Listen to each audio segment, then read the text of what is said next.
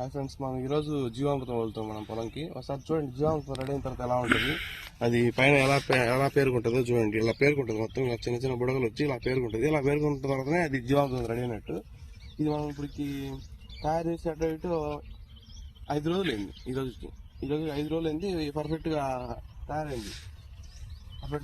మనం ఈరోజు వదిలేస్తున్నాం. దానికోసం అని చెప్పి మిరప చెట్లలో ఆ కలుపు ఏంటంటే ఆ కలుపు మొత్తం నీట్గా నిన్న సేద్యం చేపించిన తర్వాత ఈ జీవామృతం వదులుతున్నాం మనం డ్రిప్లలో.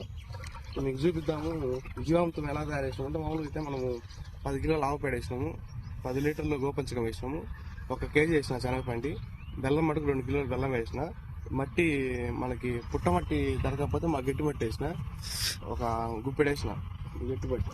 తర్వాత మన పొలంలో ఏరుపురుగు ఉంటుంది అనే భయంతో మనం ఉమ్మెత్త చెట్టు ఒకటి వేస్తాం. దీంట్లో ఉమ్మెత్త చెట్టు,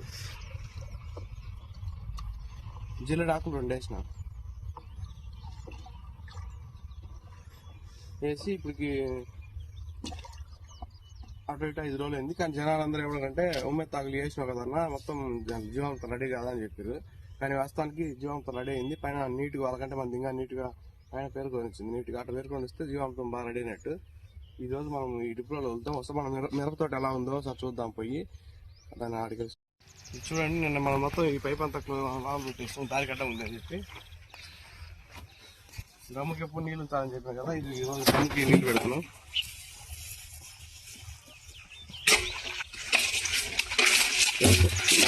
ముఖ్యంగా గుర్తుపెట్టుకున్నాం, ఎప్పుడు మన పొలం దగ్గర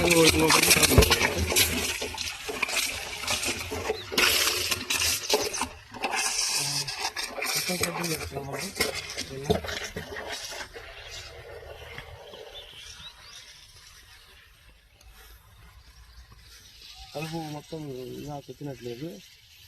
సరే, మన జీవామృతం వదిలి ఒక 2 గంటలు ఈరోజు నీళ్ళు ఆపేస్తా, రేపు మటుకు నీట్గా సార్లకు కడతా.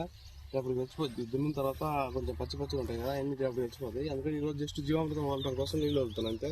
జీవామృతం వదిలిన తర్వాత మొత్తం మళ్ళీ కలుపు తీపిచ్చి మళ్ళీ నీళ్ళు నిండా నీట్గా పెడతాం. ఓకే, మరి అయితే వీడియో నచ్చితే లైక్ చేయండి, సబ్స్క్రైబ్ చేసుకుని బెల్ ఐకాన్ ఆన్ చేయండి.